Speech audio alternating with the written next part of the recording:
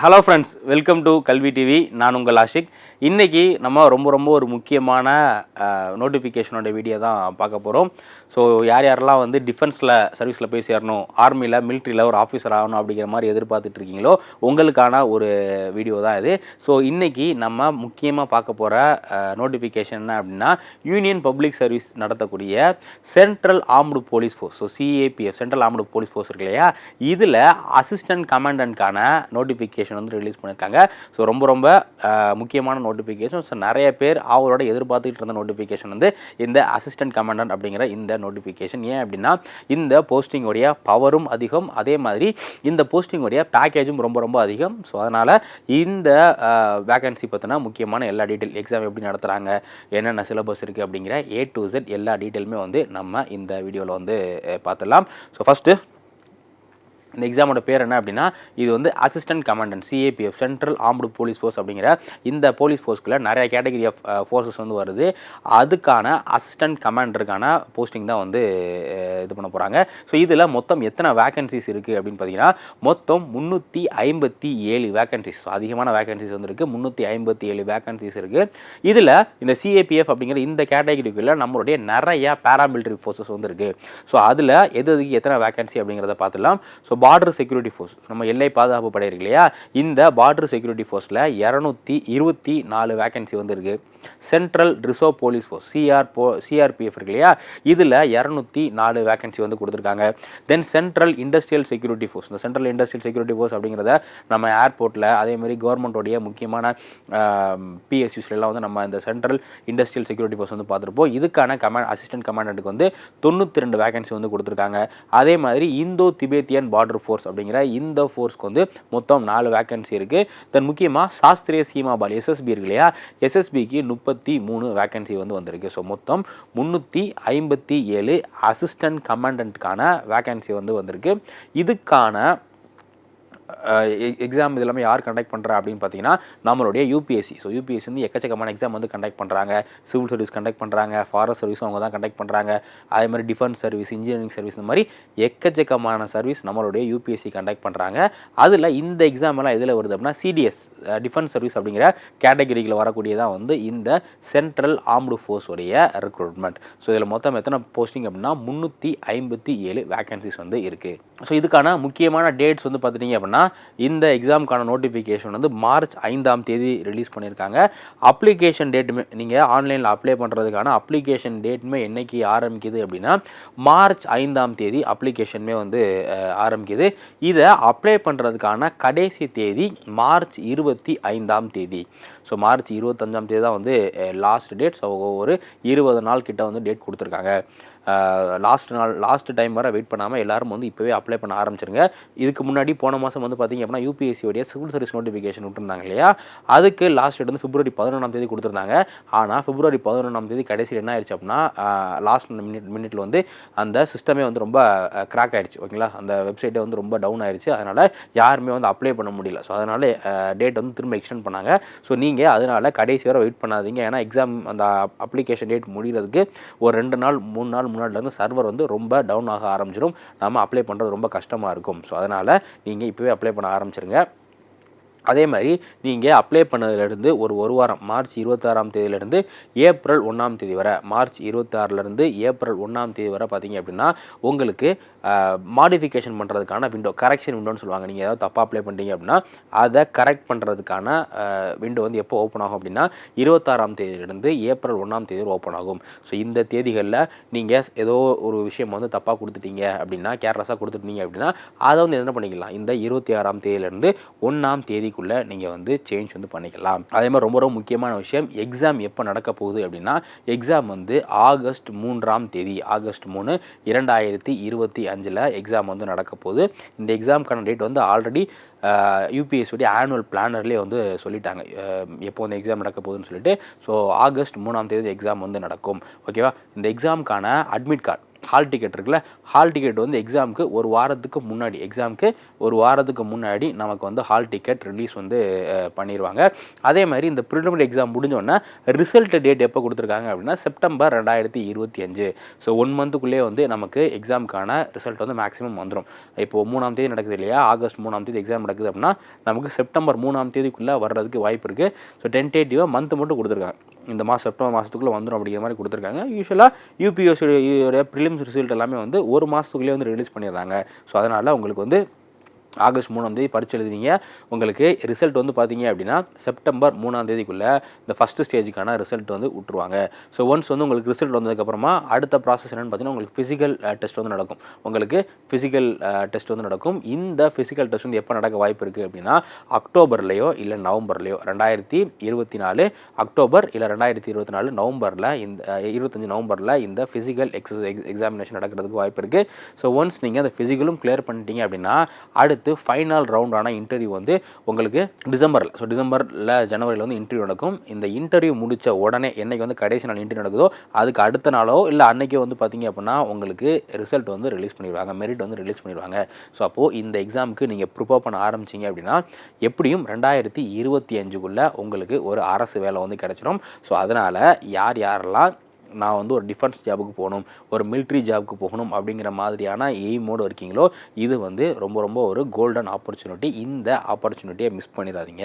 ஏன்னா மித்த எக்ஸாம்ஸ் எல்லாமே வந்து நடந்து முடிகிறதுக்கே வந்து 1 இயருக்கு மேலே ஆகும். இப்போ யூபிஎஸ்சிலாம் எடுத்துட்டிங்க அப்படின்னா, சிவில் சர்வீஸ்லாம் எடுத்துட்டிங்க அப்படின்னா ப்ரிலிம்ஸு, மெயின்ஸு, இன்டர்வியூ இந்த மாதிரி 3 ஸ்டேஜ் நடந்து முடிகிறதுக்கே நமக்கு வந்து 1 இயருக்கு மேலே வந்து ஆயிரும். அதே மாதிரி தான் டிஎன்பிசி குரூப் 1 இருக்கட்டும், குரூப் 2 இருக்கட்டும், இது எல்லாமே வந்து ப்ரிலிம்ஸு, மெயின்ஸு, இன்டர்வியூ இந்த மாதிரி 3 ஸ்டேஜஸான எக்ஸாம். இது எல்லாமே நடந்த அந்த எக்ஸாம் ப்ராசஸ் முடிகிறதுக்கே நமக்கு வந்து 1 இயர் ஆயிரும்.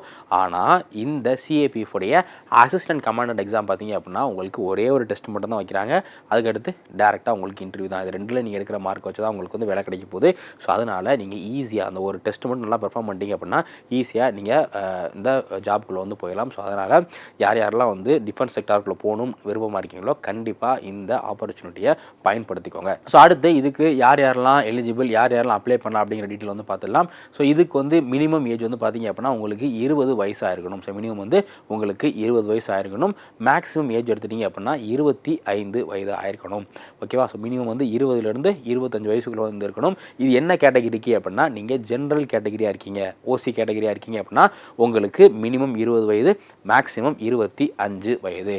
ஸோ இந்த டேட் பார்த்தீங்க அப்படின்னா நீங்கள் ஆகஸ்ட் 2 2000 1 ஆகஸ்ட் 2005 இந்த டேட்டுக்குள்ளே இருந்தீங்க அப்படின்னா நீங்கள் இதுக்கு வந்து எலிஜிபிள். ஸோ 20லேருந்து 25 நீங்கள் 2000க்கு முன்னாடி பிறந்திருந்தீங்க அப்படின்னா நீங்கள் ஜென்ரல் கேட்டகிரியாக இருந்தீங்கன்னா இந்த எக்ஸாம் வந்து எழுத முடியாது. இதுக்கு வந்து எலிஜிபிள்னா 2000லேருந்து 2005க்குள்ளே இந்த கேப்புக்குள்ளே இருக்கணும். 2000க்கு முன்னாடி இருந்தாலும் நீங்கள் எழுத முடியாது, 2000க்கு அப்புறம் பிறந்திருந்தாலும் எழுத முடியாது. கட் ஆஃப் டேட் பார்த்தீங்க அப்படின்னா ஆகஸ்ட் 2ஆம் தேதி கொடுத்துருக்காங்க. ஸோ அதனால் ஏஜ் வந்து பார்த்து வச்சுக்கோங்க. இதில் ரிலாக்ஸேஷன் வந்து இருக்குது, ஏஜ் ரிலாக்ஸேஷன் வந்து இருக்குது. பொதுவாக எல்லா central government exam, state government எக்ஸாமுமே பார்த்தீங்க அப்படின்னா நீங்கள் எஸ்சி, எஸ்டி இல்லை ஓபிசியாக இருந்தீங்க அப்படின்னா உங்களுக்கு ரிலாக்ஸேஷன் கொடுப்பாங்க. அதே மாதிரி இதுக்கும் ரிலாக்ஸேஷன் கொடுத்துருக்காங்க. நீங்கள் எஸ்சி, எஸ்டியாக இருந்தீங்க அப்படின்னா உங்களுக்கு 5 வருஷம் ரிலாக்ஸேஷன் கொடுக்குறாங்க. அப்போது நீங்கள் என்ன பண்ணிக்கலாம் அப்படின்னா 30 வயசு வரை, எஸ்சி எஸ்டியாக இருந்தீங்க அப்படின்னா 30 வயசு வரை நீங்கள் எழுதிக்கலாம். ஓகேவா? நீங்கள் 1995 அந்த நேரத்தில் பிறந்திருந்தாலும் நீங்கள் வந்து எழுதிக்கலாம். அதே இது ஓபிசியாக இருக்கீங்க அப்படின்னா உங்களுக்கு 3 வருஷம் ரிலாக்ஸேஷன் கொடுக்குறாங்க. ஓகே? ஸோ நீங்கள் வந்து 28 வயது வரை ஓபிசியாக இருந்தீங்கன்னா எழுதிக்கலாம். அதே மாதிரி எக்ஸ் சிவில் சர்வெண்ட் இந்த மாதிரி சென்ட்ரல் கவர்மெண்ட்டில் ஒர்க் பண்ணியிருந்தீங்க அப்படின்னா உங்களுக்கு வந்து 5 வருஷம் வந்து எக்ஸ்டென்ஷன் கொடுக்குறாங்க, ரிலாக்ஸேஷன் கொடுக்குறாங்க. ஸோ அப்போது மினிமம் வந்து பார்த்தீங்க அப்படின்னா 25 தான். பட் எஸ்சி, எஸ்டி வந்து 30 வயசு வரை எழுதலாம், ஓபிசி 28 வயசு வரை, அதே மாதிரி எக்ஸ் சர்வீஸ் என்ன பண்ணலாம் 30 வயசு வரை எழுதலாம். பட் எல்லாத்துக்கும் வந்து மினிமம் ஏஜ் ஒன்று தான். மினிமம் ஏஜ் வந்து இந்த எக்ஸாமுக்கு நீங்கள் 18 முடிஞ்சிருந்தீங்கன்னு எழுத முடியாது. எத்தனை முடிஞ்சிருக்கணும்? உங்களுக்கு 20 வயசு கம்ப்ளீட் ஆகிருக்கணும்.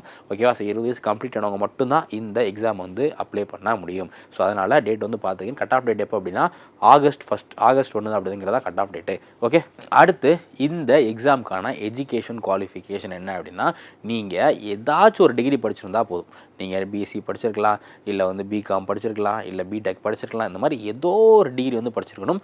முக்கியமாக முக்கியமாக அந்த டிகிரி வந்து நீங்கள் படித்த காலேஜ் இருக்கு இல்லையா, அது யூஜிசினால் அங்கீகரிக்கப்பட்ட காலேஜாக இருக்கணும். நீங்கள் சும்மா ஏதாச்சும் ஒரு அங்கீகரிக்கப்படாத காலேஜில் படிச்சிருந்தீங்கன்னா இந்த எக்ஸாமுக்கு அப்ளை பண்ண முடியாது. நீங்கள் படித்த காலேஜ் வந்து அங்கீகரிக்கப்பட்ட காலேஜாக இருக்கணும். அதே மாதிரி நிறைய எக்ஸாம்ஸ்க்கு வந்து மினிமம் மார்க்லாம் வந்து கொடுப்பாங்க. நீங்கள் மினிமம் வந்து கிராஜுவேஷனில் இது 60% எடுத்துருக்கணும், 70% எடுத்துருக்கணும் அப்படிங்கிற மாதிரி மினிமம் மார்க் லிமிட்லாம் கொடுப்பாங்க.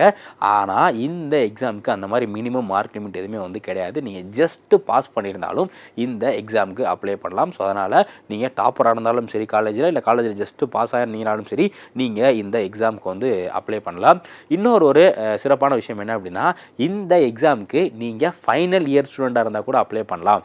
ஓகேவா? ஸோ நிறைய பேர் வந்து ஃபைனல் இயர் படிச்சுட்டு இருப்பீங்க, நான் ஏதாச்சும் கவர்மெண்ட் ஜாப் அப்ளை பண்ண முடியாது அப்படிங்கிற மாதிரி எதிர்பார்த்துட்டு இருந்தீங்க அப்படின்னா இந்த ஜாப் உங்களுக்கானது தான். ஸோ இந்த ஜாப் வந்து நீங்கள் ஃபைனல் இயரில் படிச்சுட்டு இருக்கீங்க அப்படின்னாலும் வந்து அப்ளை பண்ணலாம். ஓகேவா? நீங்கள் அப்ளை பண்ணுறதுக்கு மித்த காலேஜ் முடிச்சிருந்தீங்க அப்படின்னா நீங்கள் வந்து டிகிரி சர்டிஃபிகேட் வந்து ப்ரொடியூஸ் பண்ணுற மாதிரி இருக்கும், சப்மிட் பண்ணுற மாதிரி இருக்கும். பட் ஃபைனல் இயர் படிச்சுட்டு இருக்கோம், உங்களுடைய லாஸ்ட் மார்க் லிஸ்ட் இருக்கு இல்லையா, அதை வச்சு நீங்கள் அப்ளை பண்ணலாம். ஸோ அதனால் நீங்கள் காலேஜ் ஸ்டூடெண்டாக இருந்தீங்க அப்படின்னா இந்த ஆப்பர்ச்சுனிட்டியை மிஸ் பண்ணிடாமல் நீங்கள் அப்ளை வந்து பண்ணுங்கள். ஓகேவா? அடுத்து இதுக்கு சில எலிஜிபிலிட்டி, ஸோ சில ஃபிசிக்கல் ஸ்டாண்டர்ட் வந்து இருக்குது. ஓகேவா? ஸோ அது என்ன அப்படின்னு பார்த்தீங்கன்னா, ஃபஸ்ட்டு ஹைட். இதுக்கு வந்து ஏன்னா டிஃபென்ஸ் எக்ஸாம் அப்படிங்கிறதுனாலே வந்து நமக்கு சில உடற்தகுதி வந்து தேவை. ஸோ இதில் ஹைட் எவ்வளோ இருக்கணும் அப்படின்னா, நீங்கள் மேலாக இருக்கீங்க, நீங்கள் வந்து மேலாக இருக்கீங்க அப்படின்னா உங்களுக்கு 165 சென்டிமீட்டர் மினிமம். நீங்கள் வந்து எவ்வளோ இருக்கணும், 165 சென்டிமீட்டர் வந்து மினிமம் ஹைட் வந்து இருக்கணும். அதே இது நீங்கள் ஃபீமேல் கேண்டிடேட்டாக இருந்தீங்க அப்படின்னா உங்களுக்கான ஹைட் வந்து 157 சென்டிமீட்டர்.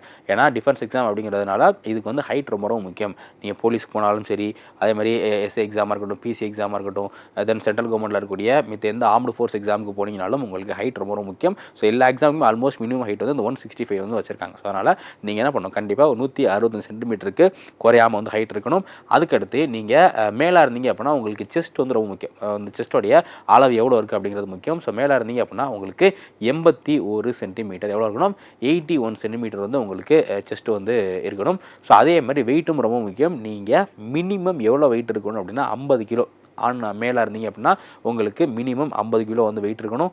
அதே மாதிரி ஃபீமேலாக இருந்தீங்க அப்படின்னா உங்களுக்கு 46 கிலோ வந்து வெயிட் இருக்கணும். ஸோ அப்போது ஹைட்டு, வெயிட் இது ரெண்டுமே யாருக்கு, இது ரெண்டுமே வந்து மேல் ஃபீமேல் ரெண்டு பேர்த்துக்குமே வந்து அப்ளிகபிள் ஆகும். ஸோ செஸ்ட் எக்ஸ்பான்ஷன் மட்டும் பார்த்தீங்க அப்படின்னா மேலுக்கு மட்டும் அப்ளிகபிள் ஆகும். அதே மாதிரி இதில் உங்களுக்கு கண் பார்வை, ஸோ கண் பார்வை வந்து ரொம்ப ரொம்ப முக்கியம். ஸோ கண் பார்வை வந்து பார்த்திங்க அப்படின்னா அந்த N6 அப்படிங்கிற கேட்டகரியில், N6 அப்படிங்கிற இந்த ஸ்டாண்டர்டுக்கு மேலே உங்களுக்கு கண் பார்வை வந்து இருக்கணும். ஓகேவா? ஸோ அதுக்கடுத்து வந்து பார்த்திங்க அப்படின்னா அந்த சில பேருக்கு கலர் பிளைண்ட்னஸ் இருக்கும். ஸோ கலர் பிளைண்ட்னஸ்ஸு அதே மாதிரி நைட் பிளைண்ட்னஸ், இந்த மாதிரியான கண் பார்வை கோளாறுகள்லாம் இருக்கும். இந்த மாதிரி ஏதாச்சும் ஒரு கண் பார்வை கோளாறு உங்களுக்கு இருந்துருச்சு அப்படின்னா நீங்கள் இந்த எக்ஸாமுக்கு அப்ளை பண்ண முடியாது. ஸோ அதே மாதிரி உங்களுக்கு காது கேட்குறதுல எந்த குறைபாடும் வந்து இருக்கக்கூடாது. தென் நீங்கள் மென்டலாக ஸ்டேபிளாக இருக்கணும். இது எல்லாமே வந்து பார்த்திங்க அப்படின்னா இந்த எக்ஸாமுக்கு தேவையான உடற்தகுதிகள். இந்த நான் சொன்ன உடற்தகுதிகள் இருந்தால் மட்டும்தான் நீங்கள் இந்த எக்ஸாமுக்கு அப்ளை பண்ண முடியும். இல்லாட்டா இந்த எக்ஸாமுக்கு வந்து அப்ளை பண்ண முடியாது. ஏன் அப்படின்னா இந்த எக்ஸாம் வந்து டிஃபென்ஸ் சம்மந்தமான எக்ஸாம்னால நமக்கு உடற்தகுதி இருந்தால் மட்டும்தான் நம்ம சிறப்பாக வந்து செயல்பட முடியும். அப்படிங்கிறதுக்காக குவாலிஃபிகேஷன் இது எல்லாமே வந்து வச்சுருக்காங்க. ஸோ இதில் ஏதாச்சும் ஒன்று உங்களுக்கு குறைபாடு இருந்தாலும் நீங்கள் இந்த எக்ஸாம் வந்து அப்ளை பண்ண முடியாது. சப்போஸ் நீங்கள் உங்களுக்கு குறைபாடு இருக்குது, நீங்கள் அப்ளை பண்ணுறீங்க அப்படின்னா உங்களை இந்த மெடிக்கல் டெஸ்ட் அப்படின்னு ஒரு டெஸ்ட் வந்து நடத்துவாங்க. இன்டர்வியூக்கு முன்னாடியே வந்து மெடிக்கல் டெஸ்ட் நடத்துவாங்க. அதில் உங்களை வெளியே அனுப்பிச்சிருவாங்க. ஸோ அதனால் இந்த உடற்தகுதிகள் இருந்தால் மட்டும் இந்த எக்ஸாமுக்கு நீங்கள் அப்ளை பண்ணுங்கள். ஓகே? ஸோ அடுத்து இந்த எக்ஸாமுக்கான செலெக்ஷன் ப்ராசஸ். ஸோ இந்த எக்ஸாமுக்கு வந்து எப்படி செலக்ட் பண்ணுறாங்க அப்படின்னா, ஃபஸ்ட்டு ரிட்டன் டெஸ்ட் வந்து எழுதணும். ஓகேவா? ஸோ முதல்ல வந்து ரிட்டன் டெஸ்ட் இருக்கும். இந்த ரிட்டன் டெஸ்ட்டோட பேட்டர்ன் என்ன அப்படிங்கிற சொல்கிறேன். ஸோ ஃபஸ்ட்டு என்ன பண்ணணும், ஃபஸ்ட் ரவுண்ட் வந்து நீங்கள் ரிட்டன் டெஸ்ட் வந்து எழுதணும். ஓகேவா? ஸோ அதுக்கடுத்து ரெண்டாவது ரவுண்ட் என்ன அப்படின்னா ஃபிசிக்கல் எஃபிஷியன்சி டெஸ்ட்னு சொல்லுவாங்க, உடற்தகுதி தேர்வு. ஃபிசிக்கல் எஃபிஷியன்சி டெஸ்ட்டு, அதுக்கப்புறம் மெடிக்கல் டெஸ்ட் ரெண்டுமே ஒரே நாளாக நடக்கும். இந்த 2 ரவுண்டில் யார் யாரெல்லாம் கிளியர் பண்ணுறாங்களோ, யார் யாரெல்லாம் வந்து குவாலிஃபை ஆகிறாங்களோ அவங்கள என்ன பண்ணுவாங்க, அடுத்த ப்ராசஸ், அடுத்து இன்டர்வியூ ப்ராசஸ் நடக்கும். இந்த இன்டர்வியூ நீங்கள் அட்டன் பண்ணணும். ஸோ ஒன்ஸ் இதெல்லாம் முடிச்சதுக்கப்புறமா இந்த நீங்கள் இன்டர்வியூவில், அதுக்கப்புறம் டெஸ்ட்டில், எக்ஸாமில் என்ன எப்படி பெர்ஃபார்ம் பண்ணியிருக்கீங்க அப்படிங்கிறத பொறுத்து ஃபைனல் லிஸ்ட் வந்து விடுவாங்க. அதில் நீங்கள் செலக்ட் ஆகிருந்தீங்க அப்படின்னா உங்களுக்கு போஸ்டிங் வந்து கொடுப்பாங்க. ஓகே? இப்போது இந்த எக்ஸாமுடைய பேட்டர்ன் என்ன அப்படிங்கிறத வந்து பார்த்துடலாம். ஸோ இந்த எக்ஸாமில் ரிட்டன் எக்ஸாம் இருக்கு இல்லையா, அதோடைய பேட்டர்ன் வந்து பார்த்தீங்கன்னா மொத்தம் 2 பேப்பர் இருக்கும். நீங்கள் காலையில் ஒரு பேப்பர் எழுதுகிற மாதிரி இருக்கும், அடுத்து ஆஃப்டர்நூன் ஒரு பேப்பர் எழுதுகிற மாதிரி இருக்கும். ஸோ காலையில் எழுதக்கூடிய பேப்பரில் வந்து 2 subject, general ability and intelligence, அதாவது மேக்ஸு, அதுக்கப்புறமா வந்து ரீசனிங், இந்த மாதிரி ஜென்ரல் எபிலிட்டியும் இன்டெலிஜென்ஸும் வந்து உங்களுக்கு இதில் கொடுத்துருப்பாங்க. ஸோ இது மொத்தம் 250 மார்க். ஸோ மொத்தம் வந்து பார்த்திங்க அப்படின்னா 250 மார்க்குக்கு வந்து இந்த டெஸ்ட் வந்து நீங்கள் எழுதுகிற மாதிரி இருக்கும். இதோட டியூரேஷன் வந்து 2 மணி நேரம். ஸோ காலையில் நடக்கக்கூடிய எக்ஸாம் வந்து 2 மணி நேரம் தான். இது நீங்கள் எழுதலாம் தேவையில்லை, ஜஸ்ட்டு OMRல மார்க் பண்ணிங்கன்னா போதும். அப்ஜெக்டிவ் டெஸ்ட் தான், ஓகேவா. ஸோ அடுத்து மதியம் பார்த்திங்க அப்படின்னா ரொம்ப ரொம்ப முக்கியமான டெஸ்ட் நடக்கும், டிஸ்கிரிப்டிவ் பேப்பர். டிஸ்கிரிப்டிவ்னா என்னென்னா நம்ம ஸ்கூல் காலேஜ்லாம் எழுதிருப்போம் இல்லையா தியரி மாதிரி, அந்த மாதிரி நீங்கள் எழுதணும். ஸோ இதோடைய சப்ஜெக்ட்லாம் பார்த்திங்க அப்படின்னா ஜென்ரல் ஸ்டடீஸு, எஸ்ஏ, அதுக்கப்புறம் இங்கிலீஷ் காம்ப்ரிஹென்ஷன், இந்த மாதிரியான விஷயங்கள்லாம் இருக்கும். ஸோ இதுக்கு வந்து பார்த்திங்க அப்படின்னா மொத்தம் 3 மணி நேரம் இந்த எக்ஸாம் நடக்கும். இந்த டிஸ்கிரிப்டிவ் எக்ஸாம் வந்து 3 மணி நேரம். காலையில் 2 மணி நேரம் தான் நடக்கும். பட் மதியம் நடக்கக்கூடிய எக்ஸாம் வந்து 3 மணி நேரம் எக்ஸாம் வந்து நடக்கும். இதுக்கான மொத்த மதிப்பெண் வந்து 200 மதிப்பெண்கள். ஸோ 200 மதிப்பெண்கள் இருக்குது. ஸோ அப்போது யாரெல்லாம் வந்து இந்த ஃபஸ்ட்டு பேப்பர், செகண்ட் பேப்பர் மொத்தம் 450 மார்க் இருக்கு இல்லையா, இந்த 450 மார்க்கில் யாரெல்லாம் வந்து டாப்பில் இந்த கட் ஆஃபை கிராஸ் பண்ணுறாங்களோ அவங்கள தான் வந்து அடுத்த ரவுண்டான ஃபிசிக்கல் டெஸ்ட்டுக்கு வந்து கூப்பிடுவாங்க. அதேமாதிரி இந்த அப்ஜெக்டிவ்ல இன்னும் ரொம்ப முக்கியமான விஷயம் என்ன அப்படின்னா உங்களுக்கு நெகட்டிவ் மார்க்கிங் இருக்குது, ஓகேவா. ஸோ உங்களுக்கு நெகட்டிவ் மார்க்கிங் இருக்குது. நீங்கள் ஒரு கேள்வி வந்து தப்பாக எழுதிட்டீங்க அப்படின்னா அதுக்கு 0.33 மார்க்ஸ். ஸோ அதுக்கு என்ன பண்ணுவாங்க, 0.33 மார்க் வந்து கம்மி பண்ணுவாங்க. ஸோ அதனால் நீங்கள் இது பண்ணும்போது தெரியாத கேள்விகளுக்கு ஆன்சர் பண்ணும்போது கொஞ்சம் தெளிவாக வந்து பார்த்து ஆன்சர் பண்ணுற மாதிரி இருக்கும். அதே மாதிரி நீங்கள் ஃபஸ்ட்டு பேப்பரில், ஓகேவா, நீங்கள் ஃபஸ்ட்டு பேப்பரில் குவாலிஃபை ஆனால் தான், ஃபஸ்ட்டு பேப்பரில் வந்து குவாலிஃபைங் மார்க் ஒன்று இருக்குது, அது குவாலிஃபை ஆனால் மட்டும்தான் உங்களுடைய செகண்ட் பேப்பரே வந்து எவாலுவேட் வந்து பண்ணுவாங்க, ஓகேவா. ஸோ மொத்தம் வந்து 450 மதிப்பெண்களுக்கு நீங்கள் என்ன பண்ணணும், எக்ஸாம் வந்து எழுதுகிற மாதிரி இருக்கும். நிறைய பேருக்கு வந்து சந்தேகம் என்ன இருக்கும் அப்படின்னா எக்ஸாமுடைய கேள்வித்தாள் இருக்கு இல்லையா, கேள்வித்தாள் இங்கிலீஷில் இருக்குமா இல்லை தமிழில் இருக்குமா அப்படிங்கிற மாதிரி உங்களுக்கு டவுட் இருக்கும். ஸோ தமிழில் கண்டிப்பாக இருக்காது. எக்ஸாமுடைய கொஸ்டின் பேப்பர் பார்த்திங்க அப்படின்னா இங்கிலீஷ்லேயும் ஹிந்திலையும் மட்டும்தான் இருக்குமே தவிர தமிழில் கண்டிப்பாக இருக்காது. ஸோ அதனால் கொஞ்சம் பேசிக்காக இங்கிலீஷ் வந்து தெரிஞ்சு வச்சுக்கோங்க. கொஸ்டின் வந்து தமிழில் இருக்காது, வெறும் இங்கிலீஷ்லேயும் ஹிந்திலையும் மட்டும்தான் வந்து கொஷின்ஸ் வந்து இருக்கும், ஓகே. ஸோ அதே மாதிரி டிஸ்கிரிப்ஷன் வந்து நீங்கள் எழுதிக்கலாம். டிஸ்கிரிப்ஷன் வந்து நீங்கள் உங்களுடைய லாங்குவேஜில் எழுதிக்கலாம். ஸோ அடுத்து ஒன்ஸ் வந்து நீங்கள் இந்த எக்ஸாம் முடிச்சிட்டிங்க, ரிட்டன் எக்ஸாம் முடிச்சிட்டிங்க அப்படின்னா அதில் யாரெல்லாம் அந்த கட் ஆஃப் குவாலிஃபை ஆகிறாங்களோ அவங்கள அடுத்த ரவுண்டுக்கு வந்து கூப்பிடுவாங்க. அடுத்த ரவுண்டு பேர் வந்து ஃபிசிக்கல் எஃபிஷியன்சி டெஸ்ட், ஓகேவா. இந்த ஃபிசிக்கல் எஃபிஷியன்சி டெஸ்ட்டில் உங்களுக்கு சில டாஸ்க்லாம் இருக்கும். நீங்கள் மேல் ஃபீமேல் 2 கேட்டகரியில் இருந்தாலும் என்ன பண்ணுவாங்க, உங்களுக்கு சில டாஸ்க்லாம் வந்து கொடுப்பாங்க. First 100 metre race. So 100 metre ஓட்டப்பந்தயம் இருக்கு இல்லையா, இதை நீங்கள் 16 செகண்டில் என்ன பண்ணணும், 16 செகண்டில் 100 மீட்டர் ஓட்டப்பந்தயத்தை ஓடி முடிக்கணும். நீங்கள் ஃபீமேலாக இருந்தீங்க அப்படின்னா உங்களுக்கு 18 செகண்ட்ஸ் வந்து கொடுப்பாங்க. அதே மாதிரி அடுத்த ரவுண்டு பார்த்தீங்கன்னா 800 மீட்டர் ரேஸ். 800 மீட்டர் ரேஸ் வந்து நீங்கள் என்ன பண்ணணும், 3.45 செகண்டில் 3 நிமிஷம் 45 செகண்டில் நீங்கள் 800 மீட்டர் வந்து ஃபினிஷ் பண்ணணும். அடுத்து லாங் ஜம்ப். ஸோ லாங் ஜம்பில் வந்து நீங்கள் 3.5 மீட்டர் வந்து தாண்டணும். அப்படி இல்லைனா shot put. So shot put வந்து 4.5 மீட்டர் வந்து நீங்கள் த்ரோ பண்ணணும், ஓகேவா. ஸோ இந்த 4 இது நீங்கள் வந்து பண்ணணும். இது எல்லாமே வந்து குவாலிஃபைங் தான். ஸோ குவாலிஃபைங் அப்படின்னா என்ன, இப்போது நம்ம எஸ்ஏ எக்ஸாம்க்குலாம் பார்த்தீங்க அப்படின்னா ஸ்டார் கொடுப்பாங்கல்ல, நீங்கள் நல்லா பெர்ஃபார்ம் பண்ணிங்க அப்படின்னா ஸ்டாரு, அதுக்கடுத்து 1 ஸ்டார் 2 ஸ்டார் 3 ஸ்டார் அப்படிங்கிற மாதிரி கொடுப்பாங்க இல்லையா. ஆனால் இதில் வந்து அந்த மாதிரி ஸ்டார் மார்க்ஸ் எல்லாம் கிடையாது.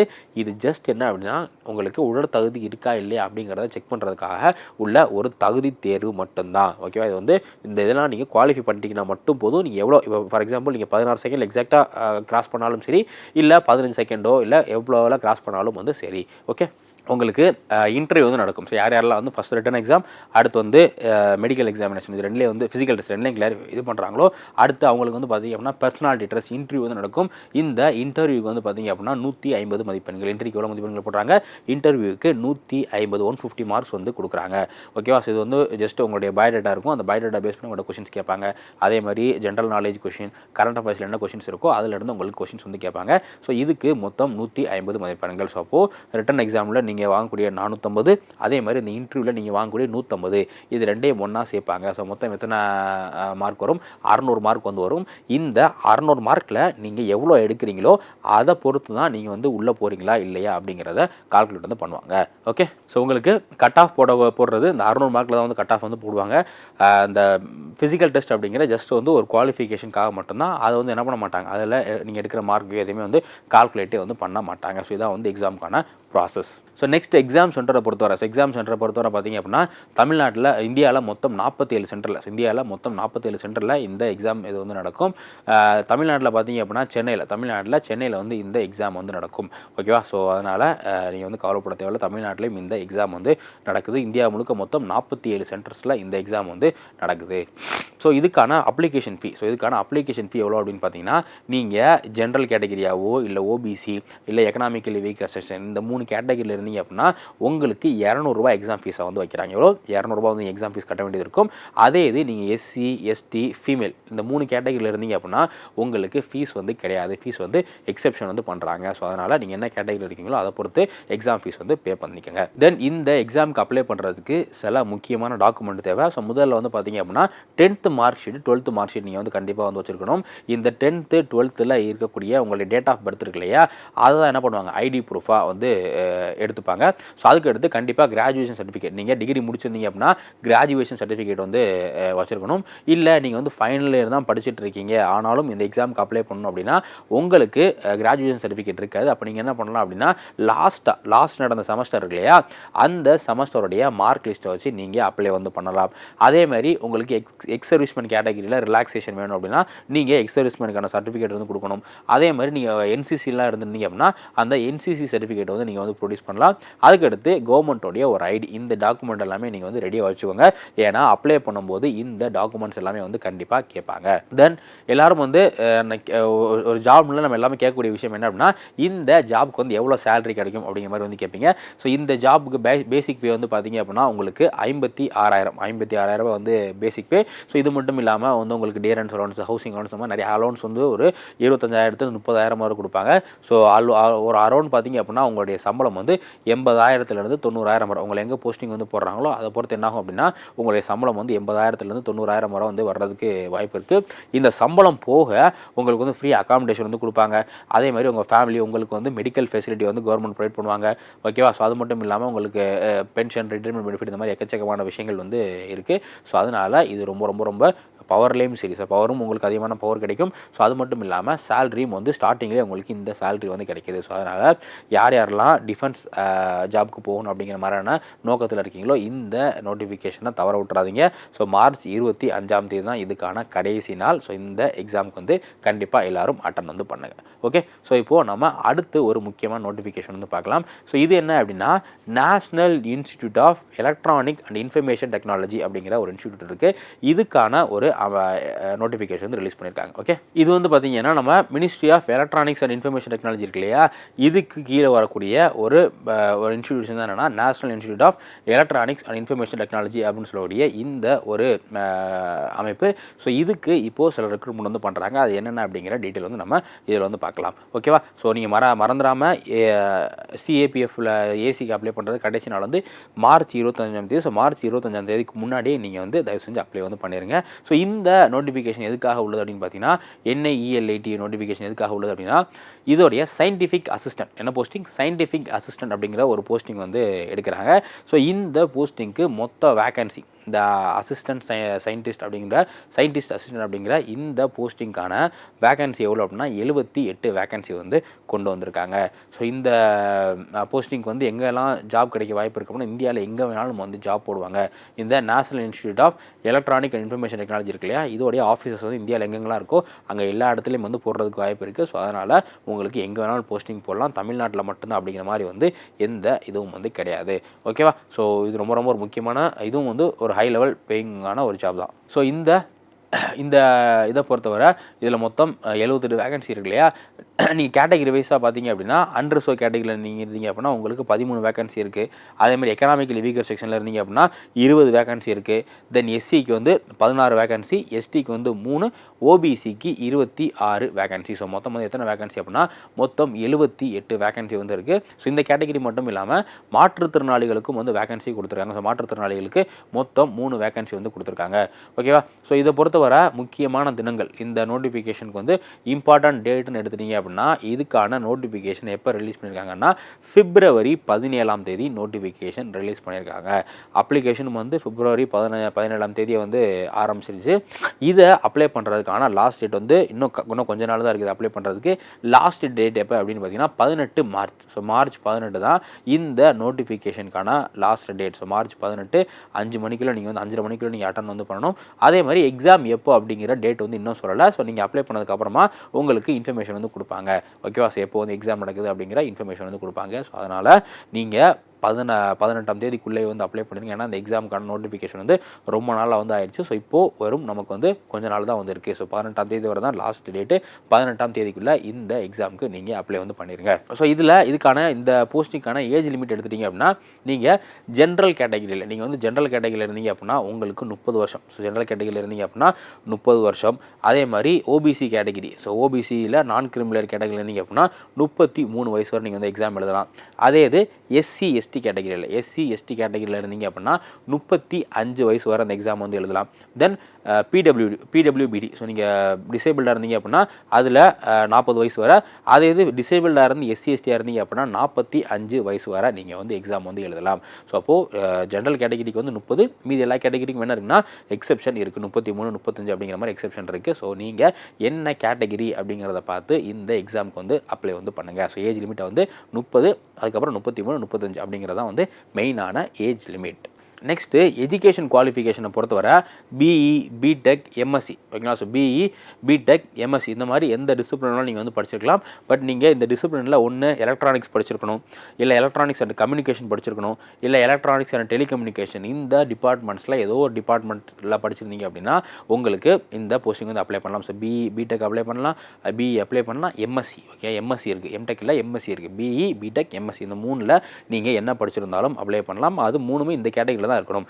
இதில் electronics and communication, electronics and telecommunication இந்த டிபார்ட்மெண்ட் நீங்கள் வந்து படிச்சிருக்கலாம். அப்படி இல்லைனா கம்ப்யூட்டர் சயின்ஸு, இல்லை computer networking security, software system இதில் வந்து படிச்சிருக்கலாம். அப்படி இல்லைனா IT, information technology, electrical, informatics இந்த டிபார்ட்மெண்ட்டில் நீங்கள் எந்த டிபார்ட்மெண்ட்டில் எம்இ, எம்டெக்கு, அதுக்கப்புறமா எம்எஸ்சி இது படிச்சிருந்தாலும் இந்த எக்ஸாமுக்கு நீங்கள் அப்ளை வந்து பண்ணலாம். ஸோ இது ரொம்ப முக்கியமான விஷயம் என்ன அப்படின்னா நீங்கள் காலேஜ் முடிச்சு கிராஜுவேஷன் வாங்கியிருந்தால் மட்டும்தான், கிராஜுவேஷன் தேவையில்லை, நீங்கள் காலேஜ் முடிச்சு பாஸ் பண்ணிட்டீங்க அப்படின்னாலே வந்து அப்ளை பண்ணலாம். ஃபைனல் இயர் ஸ்டூடெண்ட்டுக்கு இந்த எக்ஸாமுக்கு எலிஜிபிள் கிடையாது. நீங்கள் ஃபைனல் ஸ்டூடெண்டாக இருந்தீங்க அப்படின்னா இந்த எக்ஸாம் நீங்கள் வந்து அட்டன் வந்து பண்ண முடியாது. ஸோ அதனால் இதை கொஞ்சம் நீங்கள் வந்து பார்த்துக்கங்க. ஸோ அடுத்து இந்த எக்ஸாமுக்கான ப்ராசஸ் பார்த்திங்க அப்படின்னா மொத்தம் ஒரு 3 வகையான ப்ராசஸ் வந்து நடக்குது. ஸோ முதல்ல வந்து உங்களுக்கு ரிட்டன் டெஸ்ட் வந்து நடக்கும். ரிட்டன் டெஸ்ட் அப்படிங்கிறது நம்ம டிஎன்பிசி மாதிரி ஓஎம்ஆர் கொடுப்பாங்க. அந்த ஓஎம்ஆரில் அப்ஜெக்டிவ் கொஷனுக்கு நீங்கள் வந்து ஆன்சர் ஷேர் பண்ணணும். இதுதான் வந்து என்ன written test. So once written test முடிஞ்சதுக்கப்புறமா உங்களுடைய டாக்குமெண்ட், எஜுகேஷன் டாக்குமெண்ட், நீங்கள் கொடுத்துருக்க டாக்குமெண்ட் எல்லாமே வெரிஃபை பண்ணுறதுக்கு டாக்குமெண்ட் வெரிஃபிகேஷன் செஷன் வந்து நடக்கும். அடுத்து 3வது வந்து பார்த்திங்க அப்படின்னா ஃபைனல் மெரிட் லிஸ்ட் வந்து ரிலீஸ் பண்ணுவாங்க. ஸோ நீங்கள் ரிட்டன் எக்ஸாமில் எவ்வளவு மார்க் வந்து ரிட்டன் எக்ஸாமில் எவ்வளோ மார்க் வந்து எடுத்திருக்கீங்களோ அந்த மார்க்கை பேஸ் பண்ணி, ரிட்டன் எக்ஸாமில் எடுத்த மார்க்கை பேஸ் பண்ணி உங்களுக்கு என்ன பண்ணுவாங்க, ஃபைனல் செலெக்ஷன் லிஸ்ட் வந்து ரிலீஸ் பண்ணுவாங்க. ஸோ ஃபைனல் லிஸ்ட்டில் நீங்கள் இருந்தீங்க அப்படின்னா உங்களுக்கு ஜாப் போஸ்டிங் வந்து கொடுத்துருவாங்க. அதே மாதிரி இதோடைய எக்ஸாம் பேட்டர்ன். ஸோ இது எக்ஸாம் பேட்டர்ன் எடுத்துட்டிங்க அப்படின்னா மொத்தம் 120 கேள்விகள் இருக்கும். எவ்வளோ கேள்விகள்? 120 கேள்விகள் இருக்கும். இந்த 120 கேள்விகளுக்கும் ஒவ்வொரு கேள்விக்கும் எவ்வளோ மார்க்? 1 மார்க். ஸோ அப்போ மொத்தம் 120 கேள்வி, 120 மார்க் வந்து இருக்கும். ஸோ இதில் கொஸ்டின்ஸ் வந்து பார்த்தீங்க அப்படின்னா உங்களுக்கு 2 கேட்டகரியில் கொடுத்துருப்பாங்க. ஒன்று டெக்னிக்கல் சப்ஜெக்ட். ஸோ நீங்கள் என்ன கோர் வந்து படிச்சிருக்கீங்களோ அதோடைய டெக்னிக்கல்ஸ்லேருந்து கொஸ்டின்ஸ் கேட்பாங்க, ஓகேவா. ஸோ எலக்ட்ரானிக்ஸு, சிஎஸ், ஐடி இந்த மாதிரி உங்களுடைய கோர்லேருந்து கேள்விகள் வந்து கேட்பாங்க. இதுக்கு எவ்வளோ கொஸ்டின்ஸ் அப்படின்னா 78 கேள்விகள். 78 கேள்வியிலிருந்து கேட்கப்படும். 78 கேள்விகள் அப்படிங்கிறது உங்களுடைய சப்ஜெக்ட்லேருந்து, உங்களுடைய கோர் இன்ஜினியரிங் சப்ஜெக்ட் இருக்கு இல்லையா, அதுலேருந்து 78 கேள்வி வந்து கேட்பாங்க. ஸோ இதுக்கு 78 மதிப்பெண்கள். அதே மாதிரி இன்னும் 42 மார்க், 120 மார்க்கில் 72 போச்சா. ஸோ இப்போது இன்னும் 42 மார்க் பார்த்தீங்க அப்படின்னா normal GK and aptitude, history, geography, polity, current affairs இந்த மாதிரி ஜிஎஸ் இருக்கு இல்லையா, இந்த ஜென்ரல் அவேர்னஸ் டாப்பிக்கில் இருந்தும், அதே மாதிரி ஆப்டிடியூடில் இருந்தும், ஆப்டிடியூடு ப்ளஸ் ஜென்ரல் அவேர்னஸ் இந்த 2 டாப்பிக்கில் இருந்தும் உங்களுக்கு 42 மார்க்குக்கு கேள்விகள் வந்து வரும். ஸோ அப்போ மொத்தம் எவ்வளோ அப்படின்னா மொத்தம் 120 மார்க்குக்கு வந்து இந்த எக்ஸாம் வந்து நடக்குது. ஸோ அடுத்ததுக்கான அப்ளிகேஷன் ப்ராசஸ் வந்து நீங்கள் NIELITயோட வெப்சைட்டில் போய்ட்டு நீங்கள் வந்து பண்ணிக்கலாம். ஸோ இதுக்கான டாக்குமெண்ட் வந்து பேசிக்காக உங்களுடைய எஜுகேஷன் சர்டிஃபிகேட் எல்லாமே அப்ளை பண்ணிக்கோங்க. இதுக்கு எக்ஸாம் ஃபீஸ் பார்த்தீங்க அப்படின்னா 800 ரூபா வந்து எக்ஸாம் ஃபீஸ். ஸோ அப்ளை பண்ணுறதுக்கான கடைசி டேட் வந்து மார்ச் 18 அதுக்கான கடைசி டேட். ஸோ இந்த கடைசி டேட்டுக்குள்ளே அப்ளை வந்து பண்ணிக்கோங்க. நம்ம இன்னொரு செஷனில் வந்து சந்திக்கலாம். தேங்க்யூ.